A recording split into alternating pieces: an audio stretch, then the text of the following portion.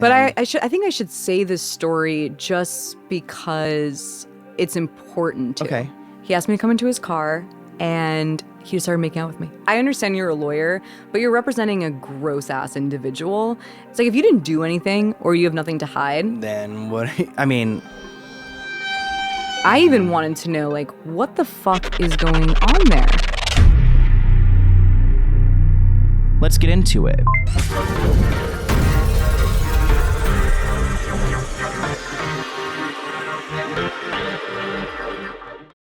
Welcome back to the Let's Get Into It podcast, hosted by me, Sloan, where we talk about the dark side of the entertainment industry and confront controversy. Okay. And today we've got Alexa Nikolas with us for our part 2 episode. She is an actress you guys may recognize from the Zoey 101 show. I mean, it was a long time ago, girl, so they may not recognize you. But she played Nicole Bristow on that show. True. And it was iconic. So in this episode, we're going to talk a little bit about Jamie Lynn, about Dan Schneider, about Britney Spears, and all those things you guys want to hear about after we just had such a deep conversation. So if you guys have not seen the first episode, definitely go and check it out. We talk about Alexa's life, about her abusive relationship with a guy who's an absolute creep.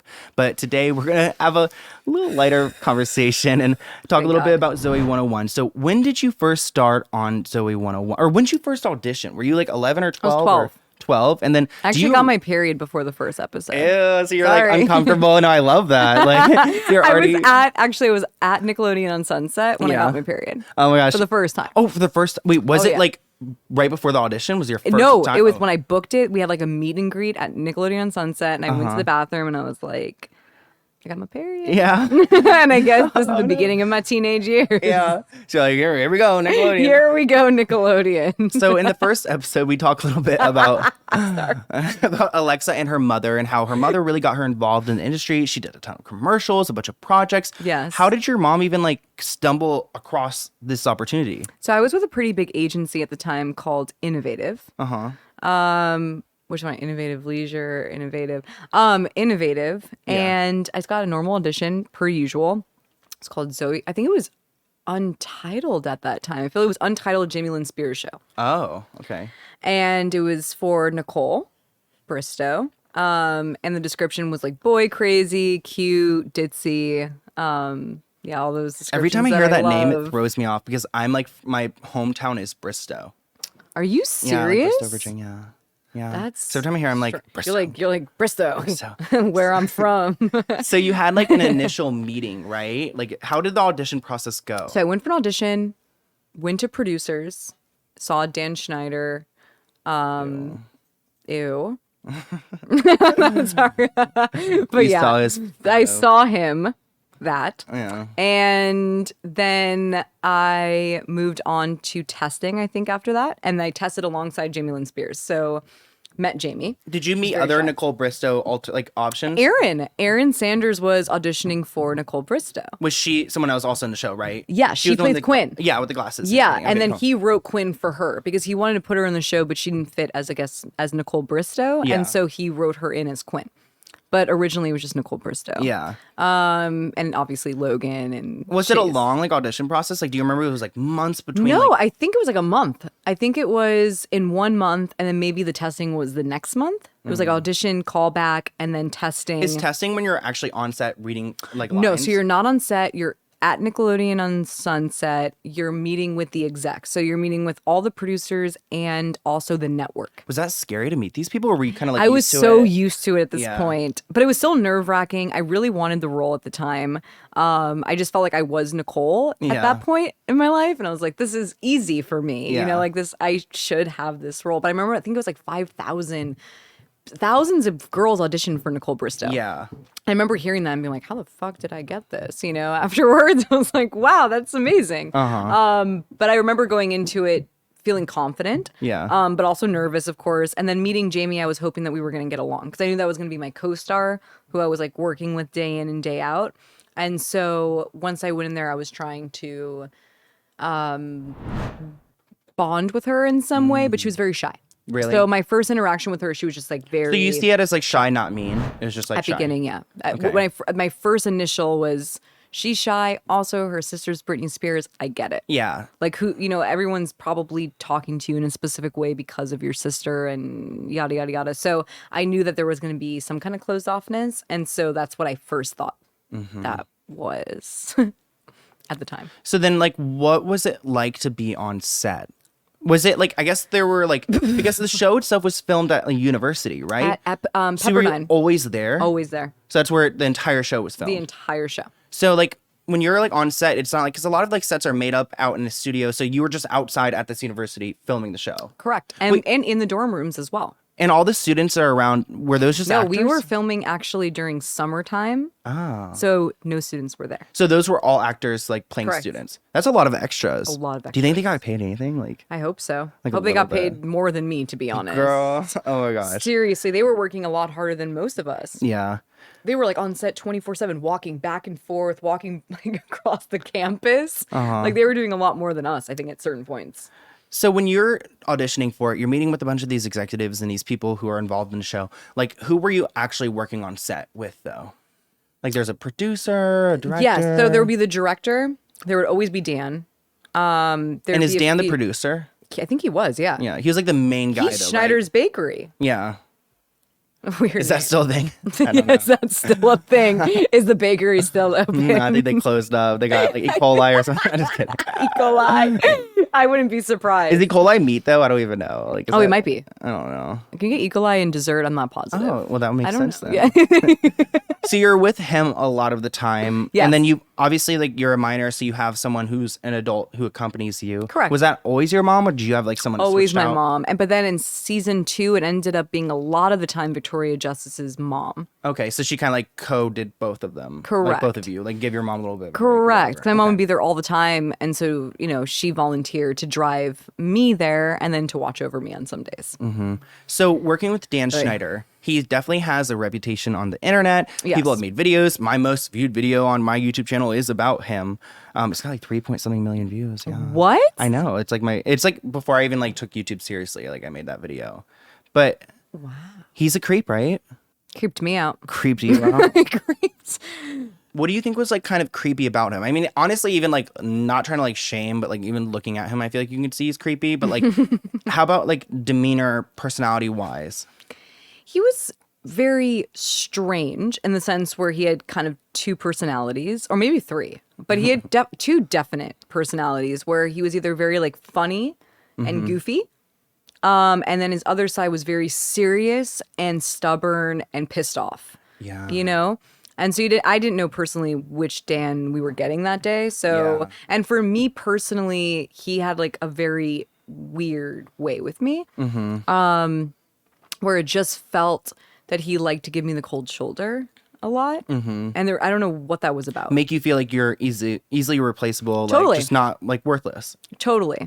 So there was one Totally. point where he like yelled at you, Oh, right? yeah. And can you just describe like what happened in that moment? Like he pulled you off to the side. Well, no, we were actually at, again, Nickelodeon Sunset. Okay. It was Why were you after guys the there? Britney Spears situation. Okay. Which we'll talk about in a minute. Yeah, so that happened. And I love Britney. So I'm going to say know. that first part. Like, there's nothing nothing new to say there. But so anyways, so after that whole horrible scenario happened, they set up a meeting at Nickelodeon Sunset. My mom was wanting to pull me from the show. Because of that incident. Yeah. Yes, and because it was hell for me for both of those seasons. Yeah. And my mom was fed up. Like, no one was taking us seriously. Like, no one was really doing anything to mediate, which is funny about Chris Massey. It's like, what the fuck my are gosh. you He's full of talking shit. about? Did He's you full of and shit. TMZ is literally number 1 on his contact list. Yeah. It's so obvious. On Like, speed there's dial. like 5 different TMZ videos of Chris Massey outside of people's homes and stuff. It's like, what? Trying to why? mediate some shit. Totally, Like, yeah, right. totally. It's a little Like, too late. and your brother. Okay, anyways. They're both bad. They're both shady. I got videos about both of them. I have a weird story Creepies. about Chris Massey, actually. Anyways. What's later weird on. about Chris Massey, though? Okay, we'll fast forward then a lot. So when I was like 15, I would have these gatherings, like high school parties, kind Yeah. of, and they were popping. They Oh my were gosh, like, I'm sure they were. it was the first time I was girl. actually popular, to be honest. And people, like 300 kids would like come over. And we would hang out, smoke hookah, not the things you're supposed to be doing at that age, whatever. Oh my gosh, I totally was obsessed with hookah in like high school. Totally, everyone I was totally doing that. And I had a hookah. So people would come over, and I remember one day Aaron Sanders tried to come into my party, and I was a little bit tipsy. Did you not get along with her? No. No. Because no one would do anything. It wasn't even like everyone was... There were people that were bullying me, and then there were individuals that were watching it happen and not doing anything about it. And then some people would actually just stop saying hello to me to be on Jamie's side. And that's her. And Erin was one of those. And she was very interesting, different kind of person. Yeah. And so she tried to come to my party, and I remember I had a bodyguard at my parties. Because weird people were... I love that. I want a bodyguard. It was fun, actually, because weird people would try to come in because they would find out about my party, and then like random people would try to come in. So I got a bodyguard, and I remember the bodyguard coming to me and saying, "There's a girl named Erin Sanders trying to come into your party." I was like, "Who?" Okay. But I was like, "What?" So I went outside, and it was Erin and her mom. I think it was my Halloween party, and they were dressed up, and I was like, "Erin, do you know what I experienced for 2 fucking years on that show that you witnessed and didn't do anything about? Like, do you remember that?" And she was silent. And her mom was like, "Erin didn't mean..." I was like, you're not invited here. Yeah. Like, you guys didn't even let me go to reunion parties. Like, even after the show, like, they would get together sometimes, not to the actual reunion, but after season, no one would invite me anywhere, not even to the rap parties, etc. So I was like, "Oh my god, you're not invited here." Yeah, like, bitch. Let me be in peace over here. Trying finally. to act brand new at my Halloween, with y'all dressed up too. I'll be like, no, I'll be like, get your costume off and go. It was so fucked up. I was like, "Oh my god, you should know that I don't want you here," Yeah. And so she left. But Chris Massey and I were still kind of friends. And I remember he was trying to hook up with all the girls there. Which is fine. You know. I mean, that's 15. Like, that's what everyone's doing. Yeah, whatever. But I remember he wanted me to come into he had like an old Mercedes or something. And I remember he asked me to come into his car, and he started making out with me. Ooh. And I was like, what the fuck? And I was like, what, 15? Maybe he was 18 at that point. Because he's older. Yeah. And I just remember being super uncomfortable, and I was like, I need to get out of here. Yeah. I need to get out of the car. Like, I'm trying to go to my party and have fun. And be like, where's the bodyguard? Where's the bodyguard? I was like, this is not what I'm trying to do here. I thought we were friends. And so I remember just being like so weirded out by that, because that was never the vibe that I got from him. Yeah. And then all of a sudden, I guess I'm like in my Halloween costume, whatever. And he's hot. Do you know what you're wearing? Like, I was a nurse. You were a nurse. Oh my god! There's a photo. You can probably find it on Google. There's a photo of me and Chris Massey at my Halloween party. I'm like in a nurse, like with fishnets. Those should be illegal for minors. But I was in that, and so that happened. And I remember just being like, "That is so weird." And then Kyle Massey also tried to hook up with me. I visited both brothers. Sorry, this is horrible. Now I'm saying too many things. But I went to the That's So Raven shooting, and I was in his green room area or whatever, and he was like, "You have a good bubble butt." Ooh. I remember like, oh, sure. I was like, what? And I remember him like trying to hook up with me and me being like, "Kyle, I'm not interested right now. Like, I have a boyfriend or whatever." Yeah. But both of the brothers. And then whenever, I think after that, like none of them really hit me up anymore. They seem like the type that would hook up with the same girl at the same time. Like, ew, it's so gross. Okay, wait, hold on. Let's just erase that from our minds. Erase that thought. Oh my god. They totally would though. They probably have. If you have been one of the if you of know the women of who slept with both of them at the same time, like, ew. Do not come forward. Please. Just save yourself. They're gonna make this a nightmare. Way worse for you. Oh my god, way worse. But so you and Brittany got in this fight, which we'll talk about in a minute, and then you were at Sunset, and then Dan yells at you. Yeah, told me that it's not called Nicole 101. Was it just you, or was your mom there too? They wouldn't let my mom in the room. Weird. Like, did your mom want to come, or she come? Yes, okay? And then the lawyer was in cahoots with Nickelodeon and gave my mom a phone call saying it's fine. Like, they're just gonna like have like a very chill, relaxed conversation. And then it ended up being not chill, not relaxed, and I ended up Were being you sitting like, in like a smallish room or like? So I was in. It's like a conference table. So you got like huge conference table, all these seats on the other side. Very Hollywood. Very Hollywood. I'm in the middle one, and then there's like 5 execs in front of me. So I'm like 13 years old. Oh my god! Just across from all these adults. I remember Dan Schneider sitting there, moping in. I cannot. I cannot either. He like waddled in, and then he sat on 2 seats, and then he. So there was 5 execs, but then 7 seats were taken. Because Dan was I'm just kidding. We actually don't fat shame because Dan's skinny Not now. at all. No, Dan is skinny now, but Dan's just a creep. But also Dan's just he's a specific type of person. So he doesn't count with. So he felt super comfortable yelling at you in front of these other people too. Oh yeah. Like just saying like this isn't your thing. You need to like totally. pretty much be submissive and like. Oh yeah. He's like, this is not Nicole 101. You know, you have to like play your role. And he was just like yelling, and then the other execs were just sitting there as if it was no big deal. Yeah. And I just remember being shocked because I was like, I went from one yelling situation with Brittany. Mm-hmm. And then I got into another one.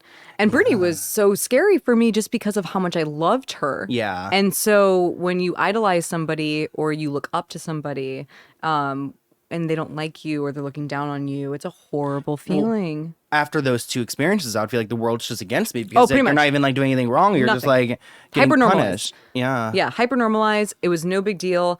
And after the 2 years that I experienced with Jamie, it was just horrible. Mm-hmm. I mean, it took me a lot. When people would even want to be friends with me after that, I was always suspicious because I'd never thought anyone liked me. Like that's how bad it was on Zoey 101 that I really was like, no one likes me. No one wants to be my friend.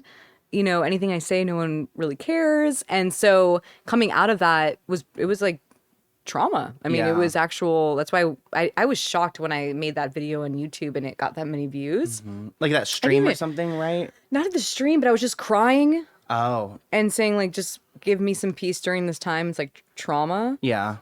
I didn't think anyone was even going to watch that. And I was shocked that many people. Girl, people will pay attention to you though. Like, look, even the videos we've done, like you already know. I'm like, yeah, I was shocked. Like, you want to, that's crazy to me. That always surprises me, you know? So, yeah.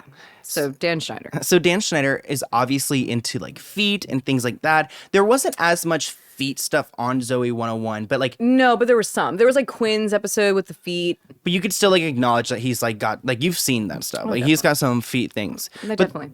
And it's so bad. And it's children though. Oh, children's feet, little feet. It's little feet. Ew. And it's also like the Ariana Grande thing really pissed me off. That was like, where was her mother? Like, where was her mother during that bedroom scene where she's sucking on her big toe? Where is anybody? Right? Any adult that's like, can we stop this? Oh, and I heard like so many of the people apparently.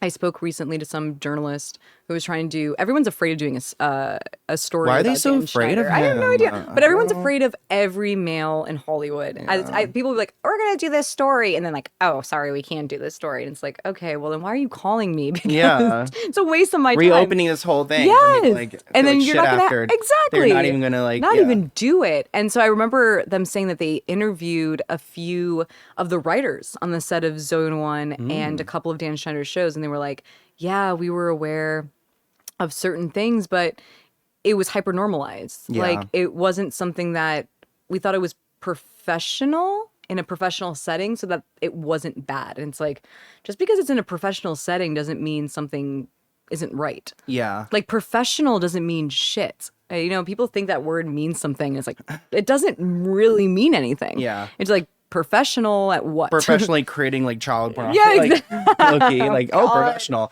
Yeah, it's got great crew and lighting and everything. Yeah, so. And money, a lot of money behind it. Nickelodeon. Oh, speaking of that, girl, I need to talk about the cum shot. Do you know what I'm talking about? The scene where you and Jamie Lynn are like in the store or something, and then you squirt like this jelly on her face, and like it goes like very particular on her face. So can you tell me about like that scene in particular? Because I remember you like sharing that Dan was very specific about how he wanted everything to look like. Yeah, of course. I need a breath of fresh air. No, of course.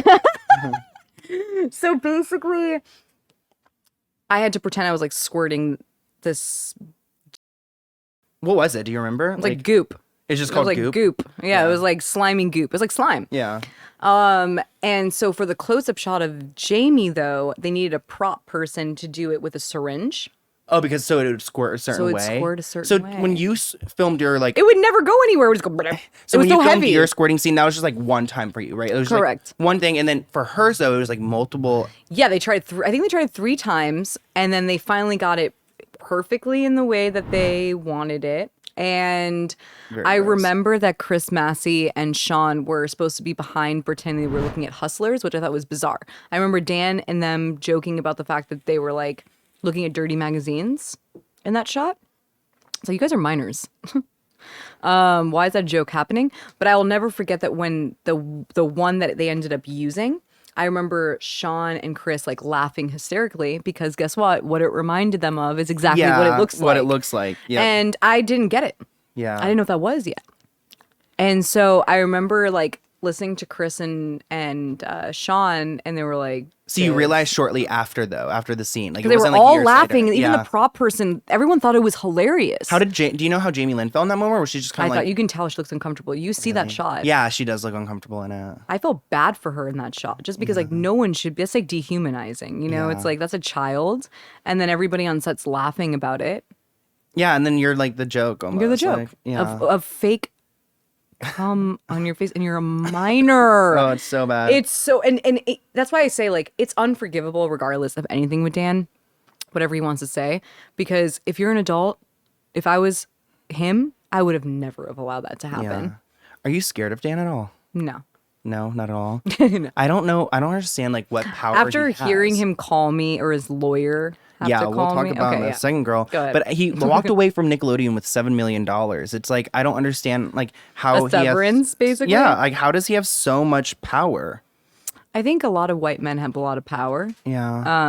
I think anyone non-white would tell you they know that. Seems like he provokes some type of fear too. With people. Yeah, and it's tradition, right? I mean, I feel like power comes through finances, comes through jobs, etc. And then if you put white person on top of that, you're in a situation where people just naturally turn a blind eye to what they do, try not to interfere with what they do, and also kind of be complicit with what they do. Yeah. It's very common. For some reason, like the New York posted like an article about him, like I think last year, and Yeah. they like about him losing weight, him coming back, and he's now pitching Well, new I'm gonna call shows. out New York Times for that because then people called me from fucking New York Times and were like, "We're ashamed about this article and we're trying to like actually fix this and we want to do an interview," and then they weren't even able to. The Cut wouldn't take it, and I'm calling out the Cut for that because the Cut wouldn't fucking take it. And then this journalist had to go to some other publication, which I forgot what it was, that's also owned by New York Times. Like New York Times owns all these publications, and so they toss it around. Wow. And so originally it was supposed to be at the Cut. The Cut doesn't take shit, by the way. Really? Anything that's really important, the Cut is afraid to take most things that are pretty important to talk about, which is shocking. And so with Dan Schneider, they wouldn't do it. And they had enough evidence. They had a pretty good story. The Yeah. woman who I spoke to was super intelligent, knew exactly what she was talking about. I remember you telling me about that. Yeah. Like I was super excited when I heard about it. Totally. And she's a Nickelodeon fan because she was our age, you know? Yeah. And so she knew everything about Knew what we're Nickelodeon. talking about, yep. Knew what she was talking about. And the Cut was like, no, and moved her over there. Wow. And then now it still hasn't happened. Do you think that these publications are being legal, like are getting legal notices to Yes. stop? Well, I think they're actually intimidated. So the litigation aspect for journalists, the journalists want to do the stories. The publications are scared too because they have these lawyers that are hyper sensitive. And they're so afraid of fucking public. They want someone else to publish it before they do, so they can like piggyback off of the other person. They're the one to blame, yeah. Totally, and it wasn't us. And it's like, wow. Well, look at what's his name, Ronan Farrow. Like, what a badass individual. Like, totally went for it, did it, and now the world has been saved in a lot of ways because of the risk that they took. You know? Is he though? What do you mean? No, I don't know. I just like I just question everyone. Like I know that people Of put him on course. the pedestal, But I'm like, at least, I mean, did you watch the documentary on HBO? about who? About Harvey Weinstein, like No, the I actual investigative work. You Was should that watch his work? Yeah. I know he It's did some so- Britney stuff. That's all I know about him. You should watch the documentary because he's the one who exposed Harvey Weinstein, and it shows like his whole what he had to do to get there. Yeah. Really incredible documentary. I should watch Definitely check it out and then text me after because it's incredible. But if you're afraid of these people, Yeah. we're not going to change. We're not getting anywhere. And journalism should be used to change the public opinion, Yeah. like in the sense of giving them at least the proper information to make the right decision about whatever they're deciding on. You know what I Yeah. mean? And I feel like right now it's still in this place where there's so much fear. There's still a lot of fear. And for some reason around Dan Schneider, there's still that fear. So let's talk about the time where his lawyers contacted you. I believe you were in Palm Springs at this point. Do you know what year I was this drinking was? wine. Yeah, by myself, just on the couch, I think you're relaxing. As a mom, especially now, like at nighttime, like. Were you a mom when it happened? Like, what year did this happen? No, so this happened in 2018. I'm pretty positive. Okay. Why were you in Palm Springs? I got away from LA. I got a house there. It's hot there. It's so hot there. I had a pool. I had a really nice. Oh, it's really nice. For $2,200 a month. I was like, exactly. It was super. Yeah. It was. I mean, it's not affordable for a lot of people, but for me at that time, it was. Yeah, no, that's pretty good. And it was a little Spanish home, had a pool, and I just went there to write and finish up Metanoia. Okay. And so I remember sitting on the couch. I was having a glass of wine on my laptop, and my boyfriend at the time, who's a scammer. Sorry, I had to put that in there because I refuse to say it's just my boyfriend. But he texted me, and like you can have iMessages on your laptop. And so I saw him say, "Someone just called me, and it's a lawyer looking for you." And I thought it was about something else at the time, and I was like, "What do you mean? There's a lawyer looking for me?" He's like, "I don't know." And I'm like, "How do you get your number? Out of all people, like, how do you know I'm dating you?" You know what I mean? Yeah, to get to you, yeah. Like, isn't my number easier to find than his number? So I was like, okay. And I go, "Well, what's the number?" And so he sent it to me. And I remember calling, and the guy answered, and I said, "Hi, you just called my boyfriend looking for me. How can I help you? How can I help you?" Yeah. And he goes, "Oh, yes. My name," I forgot his name, but I still have his number, and I have the text message. I'll give it to you. You can put it up here. Oh, okay. Because I just want people to know this actually did happen. So he goes, "Yeah, I'm so-and-so I represent Schneider's Bakery." So he didn't say Dan Schneider at first. He just said Schneider's Bakery. Yeah. And I said, "Oh, God." I remember just saying that out loud, just being like, "Oh, God." Yeah. Like, oh, my God. Like, oh, haunting. Like, what the fuck? Like, you represent that? What do you want from me? What do you want from me? And he goes, "I just want to ask you a few questions." I was like, okay. And he goes, "Have you been talking to somebody who wants to make a documentary on Dan Schneider?"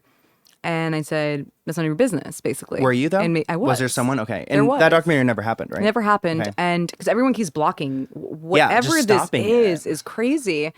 And so I said, "Yeah, maybe, but like, it's none of your business." And he goes, "What have you said?"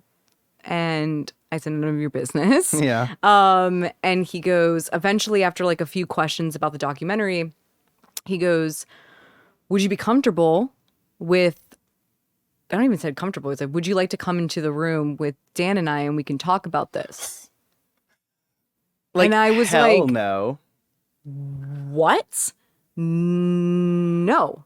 Yeah. No. He's like, "Well, there would be a nice agreement." I remember him saying. Oh, a little payment. Totally. Oh. And I was like, I understand you're a lawyer, bro. I was like, this is me on wine in Palm Springs. I'm like in my 20s. I was like, I understand you're a lawyer, but you're representing a gross ass individual. And to be honest with you, I would never take any money from somebody who's trying to silence me. And like, that's just not money I'm willing to ever take in my life. So you picked the wrong person on this. And I was like, as a lawyer, I would really reassess like what you're doing. And who you're representing. And he was silent. He was like, like he didn't even know what to say. I was like, that's pretty gross that you're representing this and calling around people to silence them. Like that's. But after that phone call, I then realized there is something weird going on. Yeah. Did you ever hear from them again? No. And like you obviously didn't comply, so you're just kind of like, okay, bye. Totally. Like, and that it was over, and I never heard from them again. But after that phone call, it's like if you didn't do anything or you have nothing to hide. Then what? I mean. And it's like, what's going on there? I even wanted to know, like, what the fuck is going on there? Yeah. Because, I mean, I saw some weird shit. I want to know too, girl. I've actually had like employees message me anonymously with showing me their working badge and everything that they've worked with them. And I've had someone say like, "I've got something I really need to tell you, blah, blah, blah." And then they never replied. And it's like weird. I've gotten like a few of those where like people like. Me out. I know, like, were they like, I don't know. It just scares me. I mean, I don't know why he hasn't come after me yet. Like, not that I think I've said anything wrong. I'm surprised he hasn't come after. Sorry, I'm surprised he hasn't come after me. Maybe he will. No, I don't know. Yeah, I doubt. I really hope so. Because I'm not even saying, as I don't know. Well, it's all we're not saying anything that's not what we've already we know. You know what I mean? Yeah, we're not making things up. No, it's like there's children feet, and also did he tweet that like asking for kids around the nation to send him photos of it. Oh my gosh, with drawing on it, it's like what's that about? Baiting for it, like it's disturbing. So how was it working with Jamie Lynn? I know you said she was shy. Was she always kind of like that? Yeah. Yeah, always kind of like timid, not very friendly, right? No. No. No, and she just got more and more unfriendly. Yeah. So Or she became mean. Alexa and I first started talking because of her book, because she came out with a book called Things I Should Have Said, which was a major flop. She tried to sell it off as like, it was a #1, blah, blah, blah. And it definitely was that not. Book pissed me off. Oh, it pissed me off. I burnt that everybody. Shit. That was unbelievable. I actually got backlash for burning it, which is so stupid. Because this guy People get backlash for everything. This guy named Jordan Miller from Breathe Heavy, he's a complete asshole, and he like bullies me, and he's such a dick, and he's just like constantly like has this big website. What does that mean? Yeah, he's just had this like Britney website forever, and he's a complete asshole. I've been this morning I was calling him out on my Instagram because he's just like constantly writing like long threads about me and things like that. Well, obviously he. Whatever. Like me. No, I would hope not. His little ass. Next time I see his short ass, I will literally grab him. I don't care. Like I'm from DC.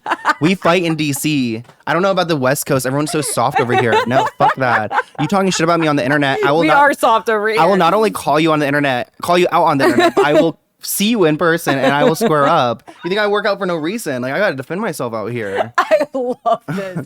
I hope Breathe Heavy is heavily breathing at this point. I hope he's panting.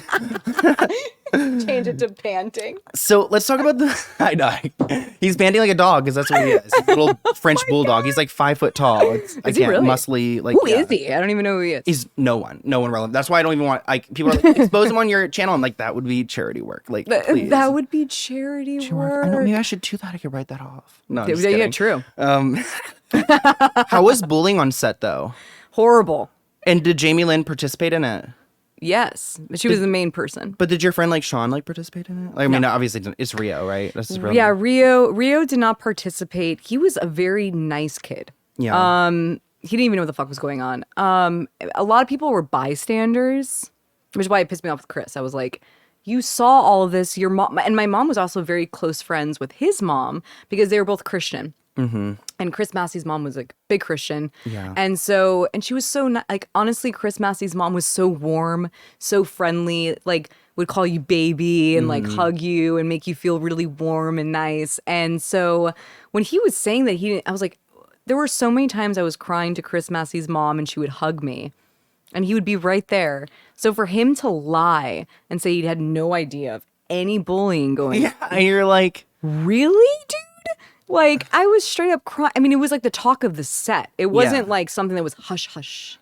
It was like everyone knew. The hairdressers knew, the makeup people, and everyone knew what was going on. So when I heard that, I was like, dude, come on. So the bullying kind of shaped you into becoming the villain on set in a way, right? I mean, well, Jamie really made that in her book, but like that wasn't really... She really did that in that book, yes. though, right? Like, what the fuck? What the fuck was that? It was like... What the fuck was that? That was a real delusional, Darvo effect like... shit. Yeah, it was like, now you're the person who's the bad guy and I'm the victim. It's like, that wasn't at all... Everyone knew that Jamie didn't like me. Yeah. Everyone knew I was trying to be friendly towards her. That's why when she mentioned that stuff in the book where I was saying rumors about that was never Nicole mentioned. 101. Yeah, and also like so stupid. And also like the lice thing, no one ever mentioned that to me once on set. Yeah. I would never even heard of that. You're like, that did not exist. Did not exist whatsoever. So I'm like, where the hell did you get that from? Really? I have no idea. It was mostly just Jamie being uncomfortable, then being mean to me, and then kind of outcasting me. That was kind of like the process of it. It was like shy, not really wanting to talk to me, and then being actively rude, and then just like outcasting me. Yeah. With Victoria. Which, I mean, that was really... I mean, I know people like Victoria, love... I know like the generation after Zoey 1 is like victorious and... Loves her, but like Victoria Justice was one of the worst individuals I have ever come into contact. I'm sure she was. She was worse than Jamie. Oh my God. I mean, really, my like actual experience with her, because she was supposed to be my friend, and at least Jamie wasn't like ever trying to be my friend. But she like was a horrible friend. Right. Like, friend. Exactly. At least Jamie Lynn was like straight up from the beginning. I'm not gonna be your friend. Exactly. Bitch. Like, and you're like, okay, you know, like you know. Victoria's like kind of like, or Victoria. Yeah, Victoria's. Yeah.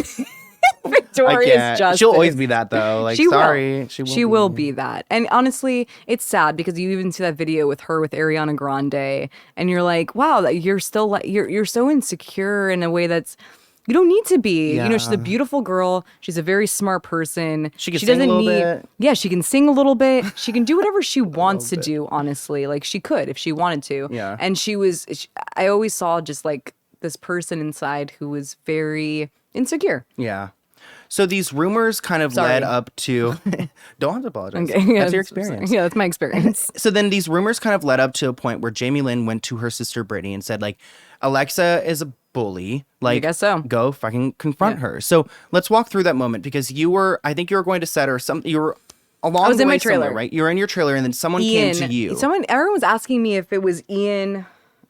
People sent me his Instagram, and it was that guy. Oh, it was. It was the Ian that everyone's thinking about. It's the Ian that everyone's thinking of. So if you guys want to go hit him up, I'm kidding. Instead of harassing me, but he wasn't go hit up Ian. But he was just like the person who transported you, not like he wasn't there in that trailer, right? He was the AD, and he was best friends with Lynn Spears. That was his best friend, and he was hired by the Spears. Yeah. And so he came to the trailer, and he said, "I'm going to take Alexa to makeup."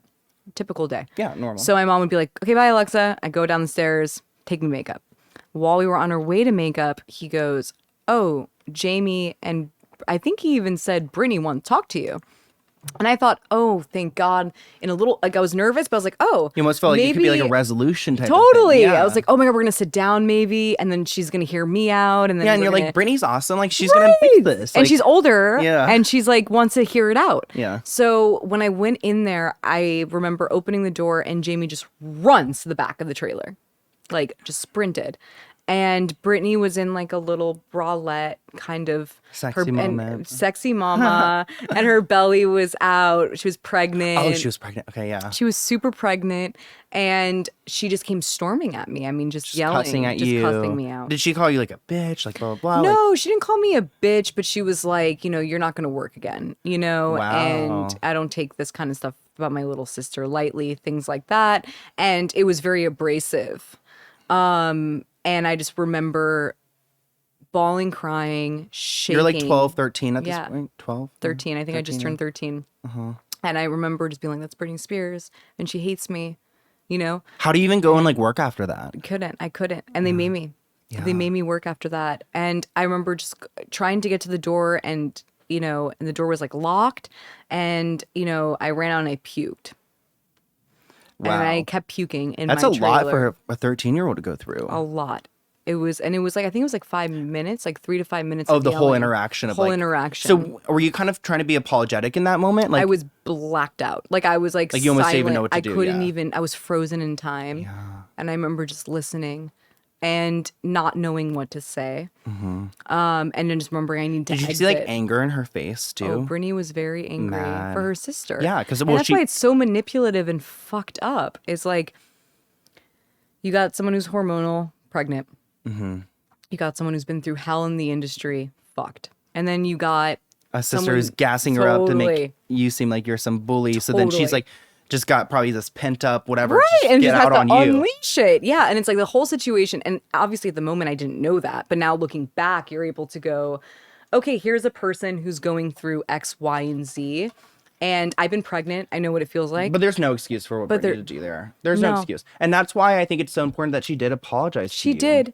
Yeah, like so. And that was the best. I wonder what led to that, because I don't want to say it was our interview, because I don't know if she saw that, but it could have been. So. Well, because Alexa came onto my channel and she discussed this situation, which she's discussed before. Yes. But it's like, it was very like, I guess a lot of people paid attention this time, yes. A lot of people listened. And shortly after, like within a few weeks. I was surprised she mentioned me in her Instagram post. Yeah. Well, did she mention you before she apologized to you? Yes. Do you have your phone on you right now? Mm-hmm. I'm like, I've already seen it, but I kind of want to like bring it up again. I mean, not that we have to read it, but like. Well, it's here. Oh my gosh, this is such a caller daddy moment. Like, do we have the yeah, phone? Can someone grab the phone? Like, wait. Do you have your phone? James like. I know. I just like want to pull it up because like honestly, it's so iconic, and I just like. I think a lot of people didn't believe it at first, though. That's why. I mean, I don't even go on Instagram anymore. So. But also, I don't think you ever need to share it. Like. That's one. Okay, so one of the reasons why I never shared it was. I was so happy that she sent that to me privately and that it wasn't for her to show it to others and it wasn't for me to show it to others. Like it was actually a personal, intimate moment of I am sorry. Yeah. and then I'm receiving it privately.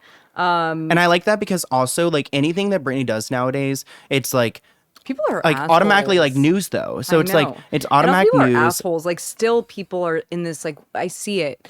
Like people are like, why is she naked? Or why? Oh, and, you know, I know. And it's like, I hate don't that. you want her to be free? What do you think free fucking means, guys? Yeah. You put hashtag free Britney and then she's free and you're like, not that free. Yeah, it's like you don't have a say in this. A person free gets to do whatever they want to do. That's the whole point of being free. I get so many emails too of being like, oh, Britney is not okay. Like, how could you support this behavior? Blah, blah, blah. But the message. And she looks so fucking happy. And it's like, I'm happy for her. Yeah. Well, the message that she sent to you feels so genuine and real. I need to look at it again. Because literally, like, I feel like she saw the video because, like, I hope so. I hope she because did I hope too. she at least got to see me, like, explain that. You replied how long? Because you said, hi, reading the, oh, you replied later. Oh, your message is so cute. And she's seen it. Yeah. But it was so nice. And, you know, an apology is so important. That's when you know somebody's actually a fucked up individual is when they don't actually apologize. And it's like a roundabout apology. Hers was like a straight up apology. So there's just one line because it's a long message, but I just want to read. I was told to defend my sister. So in that moment, she was told to defend her sister. And I did without any hesitation at all, which I think is like, that's what a sibling does for each other. You know what I mean? Yeah, it feels real. She said she had a child inside of her and never once they ever defended her when she really needed it. Correct. And I think that speaks volumes because I think it does too. And I think that she defended them and they never defended her. And she probably feels regretful over that because she's done so much for so many other people, including her sister. And it's like, they never did that shit for me. And I over here defended you without hesitation, or defended Jamie Lynn without hesitation, without even understanding the situation. Right. And that's how you know that apology right there is so meaningful. And the way it's written is very Britney. Like, it's written very much like Britney. Very much so. What date was it sent again? Like, because I wonder when I was at lunch with my lawyers. Were January you tweaking 30th. when it happened? I saw Britney Spears messaged me and I was like, I hope this is not bad. Yeah, because I mean, I'm sure like it made your stomach sink. Like, I was like, I hope. And then when I opened it, I was like, okay. And then I was crying and I said to my lawyers, I'm sorry, I have to go to the restroom and just recollect myself because it was so healing for me it was like a big childhood wound that, you know, you think you heal and you do in your own ways through therapy or through many different ways. But then when the person actually apologizes to you, it's so huge. Healing. That's next major. Level. And I'm glad she read your message too, because like she gets like so much shit. So at least she saw what you said back and like you kind of have that closure, which I think is really beautiful. I think so too. And for her to mention my daughter was very kind of her. That is so sweet. I mean, you're an amazing mother. Thank you very much. I appreciate that. I love Nova. Let's actually switch over to like just you a little bit and like finish up on that. So yes, okay. You're a mother now. I am. You're a wife too. I'm a wife. And so, but I didn't take his last name. How like, so your daughter's like, how old is she? Like 19 months 19 today. Months. So what is that? So she is like almost 2 years. Okay. So in the past 2 years or so, like, how do you think having a daughter is like shaped just like even everything, your mindset of like your work and the Milo shit, like everything? It's just completely like. She inspires me, number one. I would say my daughter is my biggest inspiration. Also my biggest strength. I didn't think I was able to come forward about the stuff about Milos until I gave birth. First of all, I had a home birth. So just to let people know out there, I had a home birth. No medication. It was the height of COVID. Was that at your apartment or was that like his parents' Yeah, it was a house. We have a house, like, but it was across the way from the other house you went to. Okay. And so they're all like standalone homes. Okay. And I had a midwife. I had I had a doula who was incredible. Wow. And it was very special, very intimate. It was 12 hours long, and it was the most pain I've ever experienced. Sounds horrible, low-key. So you didn't have like an epidural or anything like that, right? None. Which I heard that like blocks the like hormones that come the next day or something. No, it does. So did you feel amazing the next day and everything? I did. I was euphoric. I didn't have postpartum, but what I did have was, what am I going to do for my daughter? First of all, she might not identify as my daughter when she gets older, which is totally fine. So I say that, like, I sometimes I say they, them, she. I kind of mix it up with Nova so that she can eventually decide on her own what she feels comfortable, you know, wanting to be. But after having Nova, the first thing that really was clouding my mind was, wow, there's so many things I haven't said. about what happened to me. And also I haven't even taken proper time to understand if Nova starts asking me this when she's older, how am I going to answer these questions? How am I going to answer what it's like to be a woman, you know, or a girl? What have I learned? What do I not? Those things started. You've learned so much. You've done so much. Like your definition of a woman is like amazing. Because like it's so powerful. It's not demeaning at all. Thank you. I think that even speaks to her name. Like Nova. So, Nova. So Nova means new. Her first name means new, which I wanted her to have like, it felt like just newness. And I wanted her to feel that newness always. So even when she's like 80 years old, she's like, I'm new, you know? And so Nova I knew from the very beginning. Like I knew a couple years before I had Nova that I wanted to name her Nova. Okay, I love that.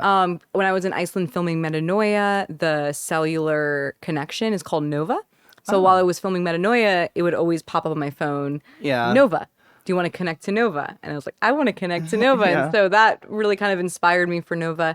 And then Vespertine is her last name. So I didn't want to do a patriarchal last name where Explain what that means. Okay, so a last name is usually comes from the male. So it's the husband, and then even, I know, sorry, but I'm over it. No, like destroy us, please. End us. So basically, even my mom, her last name is Nikolas, but it comes from her dad. And then her mom took Nikolas. That's why it's called like maiden name. When you hear maiden name, even though the maiden name is from that girl's father. Yeah. So no matter what, the female's lineage is cut off. It's lost. And that was something that really upset me because it's kind of gross. It's like we should be able to have our lineage, just like a male is able to have their lineage. Women should be able to have their lineage.